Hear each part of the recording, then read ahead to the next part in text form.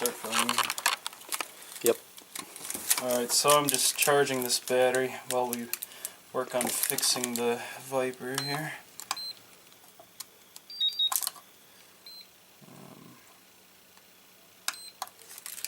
Okay. Yeah, so the reason I crashed is because every time I apply full elevator, the aircraft rolls, and that suggests that the deflection of each control surface is not even. So the damage isn't really severe at all, it's just annoying because now I have to fix it. So I just add some glue here, some glue to the support, and I place it back where it was. Ow, it's really hot. That's probably a bad angle. Yeah, that's alright, I'm probably not gonna get too much of that. Come on. Damn it. This tail is really weak now.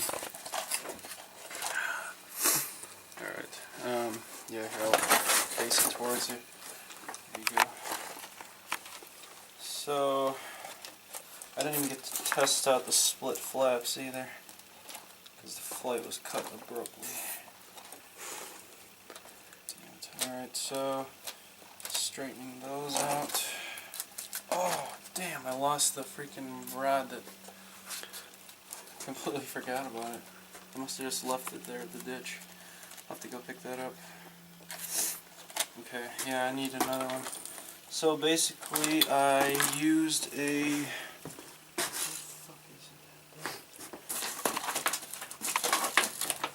God, so much crap. Oh no.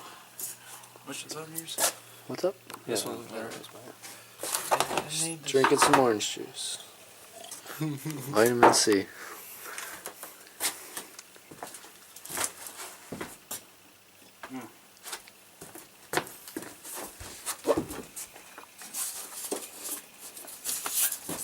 It's so bad.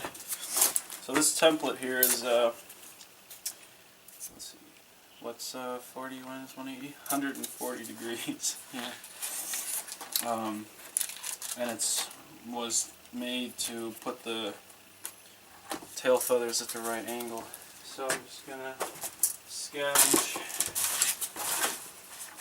This is the tail set for the nameless. And I'm going to recycle it so that I can reinforce the V-tail.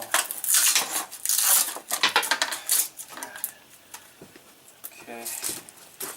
So I cut it just a little longer than the template. And I use a razor to cut it just like this.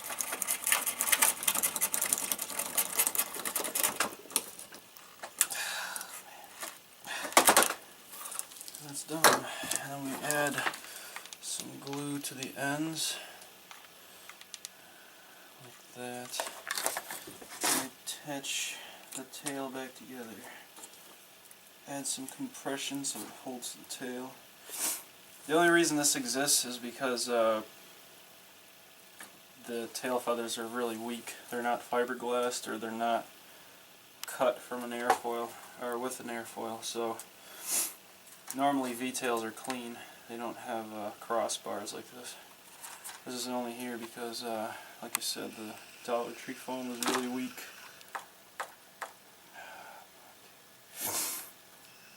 I'll just have to take it easy on the pitch whenever I climb. So now I have to, let's see.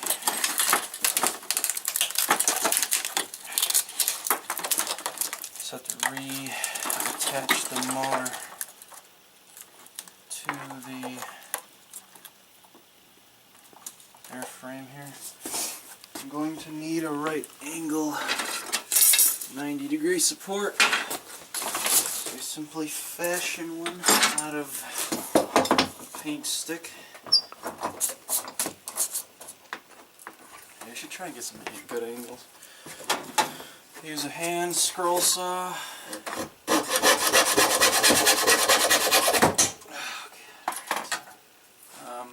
double it up since I'm going to use hot glue to attach this rather than epoxy glue like normal. Okay, place it here.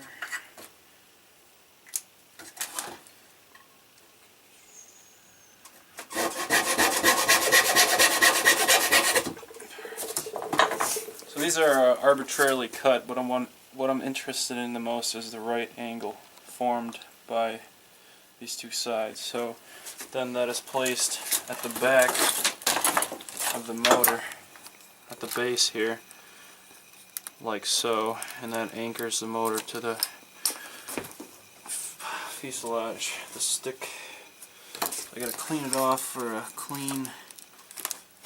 Oh damn, that was pretty crazy. I don't want to cut any of the wires. I'm kind of in a hurry. But there. I'll first attach these to the motor, like so. Doesn't have to be perfect. Okay, attach another one, like so. And then, yeah, the next flight we'll test the split flap and just get some good footage over the water. Okay. Attach it to the base here, or the front.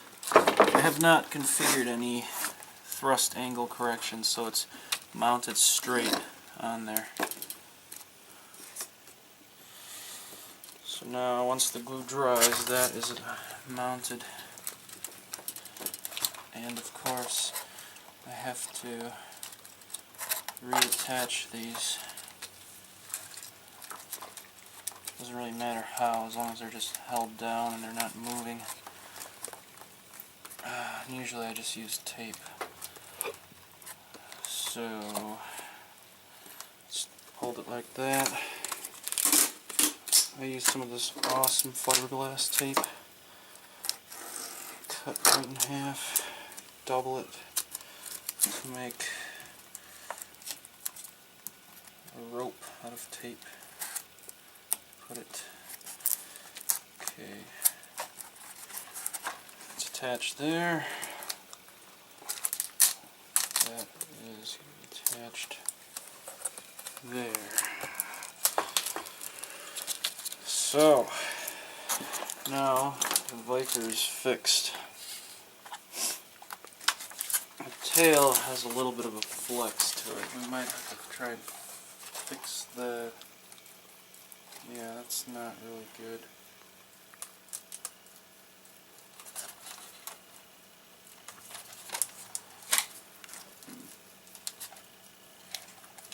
I think for now it's okay. Let's see, we'll just charge that. So just to test the surfaces and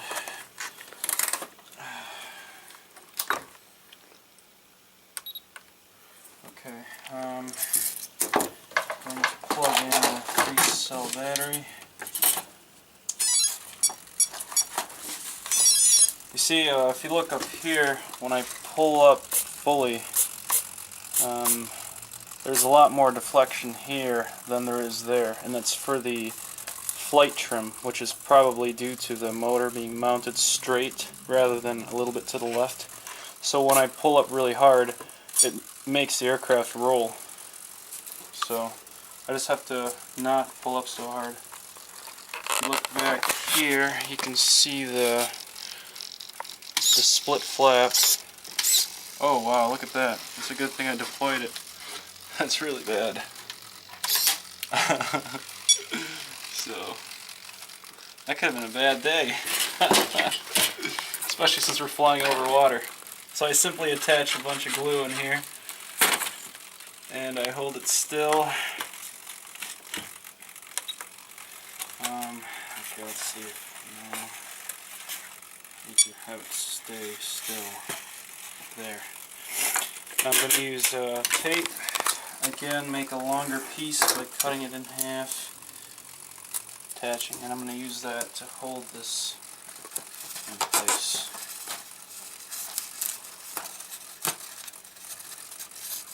Alright, so now when the split flap is deployed, it won't bend like that again. Just be like that. Although I need to, using sub trim, make sure there is no gap here. So I'm going to go to channel 5. Nope, wrong direction. Doesn't really matter if there's a little bit of a strain on the servo, as long as it's gapless and it stays flat like this.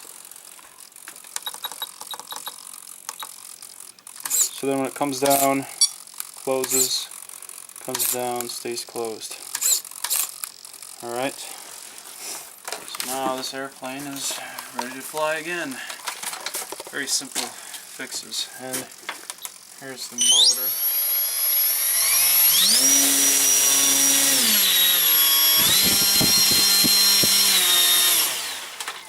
Yeah, it looks like we're going to need to add just a little more. Yeah. So this is the primary controls of this aircraft. Roll, pitch, there's a rudder, and of course the split flap for landing. And this wing is again built on the Volbinsky, which is over here. You gotta note that this aircraft is destroyed. I've crashed it, but these wings are exactly the same. Although this one is fiberglass and this one is not. And the control surfaces also differ. But this was built to fly really slow, observatory-like, and this is built to fly fast. And they both share the same wings. So, alright, yeah, I guess that's good enough.